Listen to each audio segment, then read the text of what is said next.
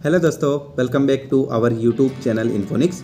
तो दोस्तों, आज के स्टूडियो में बात करेंगे ड्रॉप के बारे में, यानी कि नीट 2025 के लिए किन स्टूडेंट्स को ड्रॉप देना चाहिए, किन स्टूडेंट्स को ड्रॉप नहीं देना चाहिए। तो जैसा कि आप सभी को पता है कि बहुत सारे बच्चे एमपी आयुष की काउंसलिंग में इन्वॉल्व हुए हैं, बहुत सारे बच्चे एमपी डीएमई यानी कि एमबीबीएस की काउंसलिंग में भी पार्टिसिपेट किए हैं। तो यहाँ पर बहुत सारे बच्चों की रेंज होती है, एक होते हैं 500 के ऊपर वाले, एक होते हैं 550 के ऊपर वाले, और कुछ होते हैं हमारे पास 450 के ऊपर वाले। तो जो स्टूडेंट्स 450 के ऊपर वाले होते हैं ना, ज़्यादातर वो लोग हमेशा डाउट में रहते हैं कि क्या हमें ड्रॉप लेना चाहिए या कोई अदर ऑप्शन सिलेक्ट करना चाहिए। तो सबसे पहले तो मैं आपको ये बताऊँगा कि किन लोगों को रिस्क लेना चाहिए कि आप ड्रॉप लें, ठीक है। तो देखो, मैं ये सारी चीज़ें बहुत सही से बताने वाला हूँ, क्योंकि मुझे पर्सनली एक्सपीरियंस है चीज़ों का कि एक ड्रॉप की कीमत क्या होती है ना। एक ड्रॉप की रिस्क लेना कितना इंपॉर्टेंट होता है हमारी लाइफ के लिए, है ना। तो वीडियो को लास्ट तक ज़रूर देखना, बहुत अच्छा वीडियो होने वाला है और मुझे लगता है आपके सारे डाउट्स यहाँ पर क्लियर हो रहे हैं, ठीक है। और चैनल को सब्सक्राइब आप कर लेना। चलो, 1 मिनट हो गया है। अब यहाँ पर अपन बात करते हैं कि भैया किसे रिस्क लेना चाहिए। तो जिन स्टूडेंट्स के मार्क्स इस साल 450 के ऊपर है ना, उन लोगों को देखो यार ले लेना चाहिए ड्रॉप। बिकॉज़ मैं आपको ऐसे भड़का नहीं रहा हूँ कि अदर फील्ड में आप जाओगे। देखो, ऐसा है कि 450 के ऊपर अगर आपके मार्क्स है तो कहीं ना कहीं चांसेस है कि आप नेक्स्ट ईयर एमबीबीएस जो है एमबीबीएस का कॉलेज आप ले सकते हो, है ना। अगर नहीं गवर्नमेंट तो आप प्राइवेट एमबीबीएस कॉलेज तो ले ही सकते हो, है ना। एंड एक और चीज़ बताऊंगा कि ड्रॉप कितने ड्रॉप होना चाहिए मैक्सिमम आपके। तो देखिए, मिनिमम अगर अपन बात करें तो मिनिमम कम से कम आपके पास, अगर मान लीजिए आपका फर्स्ट ड्रॉप था या सेकंड ड्रॉप भी था, तो मैं आपको पर्सनली सजेस्ट करूंगा कि आपको ड्रॉप के लिए जाना चाहिए, है ना। क्योंकि 1 साल अगर हम आप खुद को देते हैं और हमारी फ्यूचर में कोई प्रॉब्लम नहीं आती है ये चीज़ करने से, तो आपको ड्रॉप देना चाहिए और ज़रूर ड्रॉप देना चाहिए, है ना। इस चीज़ से बहुत सारे दूसरे लोग जो है वो कहेंगे कि भाई क्यों नीट में कुदा रहा है लोगों को, क्यों ड्रॉप दिलवा रहा है। भाई मुझे पर्सनली पता है कि अगर एक ड्रॉप नहीं लेते ना, लाइफ में प्रॉब्लम होती है, और मेरे साथ हुई है, एक्चुअली प्रॉब्लम हुई है। क्योंकि जब लास्ट ईयर, जब अभी इस साल नीट का रिज़ल्ट आया ना, तो मैंने खुद ने ये चीज़ फेल्ट की थी कि यार काश मैं एक ड्रॉप दे देता तो मैं उस जगह होता जहाँ मैं कभी सोचा करता, है ना। तो आप ज़रूर एक बार सोचना। नेक्स्ट चीज़ यार, ये बताता हूँ मैं कि फैमिली कंडीशन भी एक बहुत ज़्यादा ज़रूरी हो जाती है। बहुत सारे बच्चे क्या होते हैं कि फैमिली की कंडीशन को देखते नहीं हैं एंड ड्रॉप पे ड्रॉप देते जाते हैं, ठीक है। तो आपकी अगर फैमिली की कंडीशन अच्छी है ना, अगर फैमिली कंडीशन ठीक ठाक है कि हाँ वो लोग इतना सर्वाइव कर सकते हैं या आपको जो है इतना पैसा लगा सकते हैं, है ना, कोई ज़रूरत नहीं है भाई ऑफलाइन कोचिंग जाने की। आप ऑनलाइन इंस्टीट्यूट्स में जाकर भी बहुत अच्छे से सिलेक्ट हो सकते हो, और हमने ऐसे एग्जांपल देखे हैं, है ना। वो अलग बात है कि हम मेहनत ना करें ऑफलाइन कोचिंग में जाकर, है ना, तो वो एक अलग मैटर होता है। लेकिन आप जब 2 ड्रॉप के बाद आप जब ड्रॉप लेते हो ना, तो आप खुद ब खुद मेहनत करते हो जब आप ऑनलाइन तैयारियों में आओगे, है ना। तो पहली बात तो ये, जब आप इस बार ड्रॉप लोगे तो आपका खर्चा कम होगा क्योंकि आप ऑनलाइन तैयारी करने वाले हो, है ना। अगली चीज़, आपको आपकी फैमिली कंडीशन देखना है। क्या आपकी फैमिली कंडीशन जो है उस लेवल तक जा सकती है, मतलब कि स्टे कर सकती है। ऐसा तो नहीं आप ड्रॉप ले रहे हो तो आपकी फैमिली में कुछ इश्यूज़ हो रहे हैं, तो आपको वो चीज़ भी देखना है, ठीक है। अगली चीज़ जो बहुत ही ज़्यादा ज़रूरी हो जाती है वो किसी भी स्टूडेंट के लिए जब वो ड्रॉप लेता है, और वो ये है कि यार क्या मुझे पर्सनल ऐसा लगता है कि मैं सिलेक्ट हो पाऊँगा। बिकॉज़ जब कोई भी बच्चा ड्रॉप लेता है, कोई भी स्टूडेंट जब ड्रॉप लेने का सोचता है ना, तो उसके माइंड में सबसे पहले ये होना चाहिए कि खुद का सेल्फ कॉन्फिडेंस कितना है कि यार मैं फिज़िक्स में क्वेश्चन नहीं बना पा रहा हूँ तो क्या मैं बना पाऊँगा नेक्स्ट ईयर। मेरा केमिस्ट्री की क्या स्टेटस है, मेरा बायोलॉजी का क्या स्टेटस है। तो उसे खुद का पर्सनल एनालिसिस होना बहुत ज़रूरी है ना। ऐसा नहीं कि उसने कुछ पिछले सालों में एनालिसिस नहीं किया हो या खुद के ऊपर काम नहीं किया हो एंड वो एकदम सीधे ड्रॉप के ऊपर कूदे।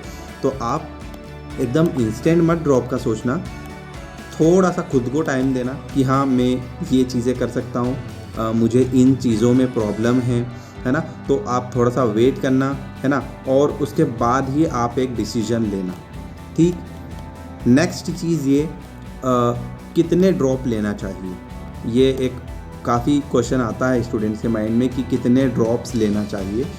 तो पहली चीज़ तो ये है कि देखो ड्रॉप्स की कोई लिमिट है नहीं एक्चुअली। अभी यहाँ पर 5-5 साल के ड्रॉप वाले बच्चे भी बैठे हुए हैं। तो कुछ बच्चे ऐसे भी हैं जो 5वें ड्रॉप में सिलेक्ट हुए, लेकिन कुछ बच्चे ऐसे भी हैं जिनका 5वें ड्रॉप तक भी सिलेक्शन नहीं हुआ। तो आप उन्हें मत देखिए, आप खुद को थोड़ा सा फील करिए कि यार हाँ, मैं कर सकता हूँ या कर सकती हूँ अगर मैं इस बार मेहनत करता हूँ तो, है ना। तो कुछ भी नहीं है, सारी चीज़ें सिंपल है। और वो ये कि भाई खुद की फैमिली की सिचुएशन देखो, खुद को एनालाइज करो। अगली चीज़ ये है कि क्या आपका खुद पर सेल्फ बिलीफ है ना। तो सेल्फ बिलीफ भी होना बहुत ज़रूरी होता है जब आप एक ड्रॉप के लिए जाते हो, है ना। एंड लास्ट में और कहना चाहूँगा, जिन स्टूडेंट्स के स्कोर 400 के अंदर था, जिनका स्कोर 400 के अंदर था, जिनका ऑलरेडी सेकेंड ड्रॉप यहाँ हो चुका है, उन लोगों को ड्रॉप नहीं लेना चाहिए। मैं हाथ जोड़ के रिक्वेस्ट कर रहा हूँ भाई, कोई ज़रूरत नहीं है। अगर आपके पेरेंट्स आपको एलन में भी पहुँचा रहे हैं कि आपके 400 नंबर आए हैं, आप वापस लो, भाई मेरी पर्सनली राय नहीं है आपको वहाँ तक जाने भेजने की। बिकॉज़ इस बार जो आपने कट ऑफ देखा है ना, इस वीडियो से मैं आपको डरा नहीं रहा हूँ, लेकिन मैं एज अ बड़ा भाई होने का मतलब फ़र्ज निभा रहा हूँ कि लाइक हम इस लेवल पर बैठे हैं तो हम आपको कुछ ऐसी चीज़ें बताएं, है ना। तो आप लोग जो है चीज़ों को देखना, है ना। अगर आप एलन में भी जाओगे तो भाई पढ़ाई तो वही करना है ना। चीज़ें तो वही फेस करना है, डिफ़िकल्टी लेवल हो या इजी लेवल, चीज़ें तो वही फेस करना है। तो अगर 400 के नीचे आपका स्कोर था तो आपको अगले ड्रॉप के लिए मेरे हिसाब से तो नहीं जाना चाहिए, बाकी आप लोगों की इच्छा, ठीक है। अगली चीज़ ये है कि जिनके 400 से नीचे है भाई उनको क्या करना चाहिए। भाई उन लोगों को अगर MBBS से दूसरे कोर्सेज में इंटरेस्ट है, like BA MSA, like BHMS है, BDS है, बहुत सारी वाइड रेंज है हमारे पास मेडिकल फील्ड में। लाइक फार्मेसी है, नर्सिंग है, OT टेक्नीशियन है, फिजियोथेरेपिस्ट है, डिप्लोमा है आपका लैब टेक्नीशियन में, और बहुत वाइड वेराइटीज़ में हमारे पास डिप्लोमाज भी है। तो लाइक मेडिकल फील्ड में कोई भी बाउंडेशन नहीं है। बस बात इतनी सी है ना कि यार खुद पे बिलीफ रखना। अगर आपके नंबर कम है तो कोई ज़रूरी नहीं है कि फिर वही बात है ना कि MBBS से ही हर चीज़ नहीं होती, है ना। तो देख लेना, आपकी सेल्फ बिलीफ देख लेना। लेकिन मेरी पर्सनल राय है कि जो 400 से नीचे है उनको MBBS नहीं ट्राई करना है। 400 से ऊपर वाले बंदे बिल्कुल एक बार सोच सकते हैं कि हाँ हम ड्रॉप लें। एक और final and full final decision जो है पार्शियल ड्रॉप। बहुत सारे बच्चों के माइंड में बात आती है जो 450 वाले हैं ना, और इवन मेरे दो जो भाई लोग हैं जिनको इस साल MBBS इस बार आयुर्वेदिक गवर्नमेंट मिलेगा ना, उनके माइंड में भी ये सेम डाउट है कि भैया हमको गवर्नमेंट आयुर्वेदिक और होम्योपैथी मिल रहा है तो क्या हम पार्शियल ड्रॉप लें। तो भाई पार्शियल ड्रॉप ये जो है ना एक टर्म बना दी गई है। एक्चुअली ये टर्म ठीक है कुछ बच्चों के लिए काम करती है, लेकिन कुछ बच्चों के लिए काम नहीं करती, है ना। अगर 100% है, 100% में से 20% के लिए काम करेगी, बट 80% के लिए ये काम नहीं करेगी। बिकॉज बताता हूँ, जब आप खुद सोचो, आप एक गवर्नमेंट आयुर्वेदिक कॉलेज में जाओगे या होम्योपैथी कॉलेज में जाओगे तो भाई फर्स्ट ईयर है आपका, यहाँ से 8 महीने आपके पास नीट के लिए है, 7 महीने मान लीजिए, है ना। 7 महीने आपके पास, आप खुद कॉलेज जाओगे, वहाँ पर आप नए फ्रेंड्स बनेंगे, नया माहौल रहेगा, नई चीज़ें आएगी। तो आप खुद सोचो क्या आप आपकी तैयारी पर फोकस कर पाओगे। तो वो चीज़ रहती है ना। बाकी जो लोग करना चाहते हैं वो कर भी सकते हैं, क्योंकि बहुत सारे हमने ऐसे सिलेक्शन देखे हैं जो खुद पर जो है वही सेल्फ बिलीफ वाली बात आ जाती है ना यार, कि खुद पर कितना कंट्रोल है इंसान के ऊपर, कि अगर दिन में मैंने 8 घंटे मस्ती किए तो मैं रात को 6 घंटे अपनी तैयारियों को दे रहा हूँ, है ना। तो उन चीज़ों को ध्यान रखना। और मेरी राय तो ये है ना कि यार अगर आपके 550 नंबर इस बार आ रहे हैं ना, नेक्स्ट ईयर आपके 650 भी आएंगे, मैं गारंटी दे रहा हूँ। क्योंकि आप में वो क्वालिटी है, आप में वो पुशिंग है, आप बहुत अच्छे से कर सकते हो। अगर 550 है, आप खुद सोचो ना कि यार प्राइवेट MBBS से आप 3 मार्क्स सा लूज़ हो रहे हो, 3 ही मार्क्स से कम थे ना आपके प्राइवेट MBBS में। कोई दिक्कत नहीं, नेक्स्ट ईयर आप 100 मार्क्स बूस्ट करके गवर्नमेंट MBBS ले लीजिएगा, कोई इशू नहीं है। बट ये पार्शियल ड्रॉप अगर आप लेने का सोच रहे हो तो मत लो।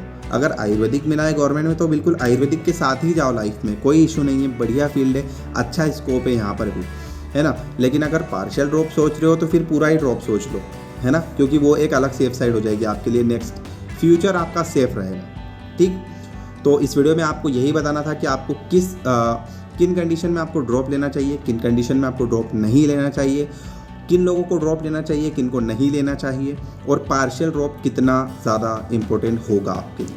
ठीक, ये था मेरी तरफ से वीडियो अच्छा लगा हो तो प्लीज़ लाइक करना, एंड अगर कुछ गलत बोला हो, आपको कुछ गलत चीज़ें लगी हो तो प्लीज़ सॉरी, है ना। एंड मिलता है अपने नेक्स्ट वीडियो में एक बहुत ही अच्छी अपडेट और बहुत ही अच्छी नीट एग्ज़ाम रिलेटेड इन्फॉर्मेशन के साथ। ओके, सो तब तक के लिए जय हिंद एंड बाय बाय गाइस।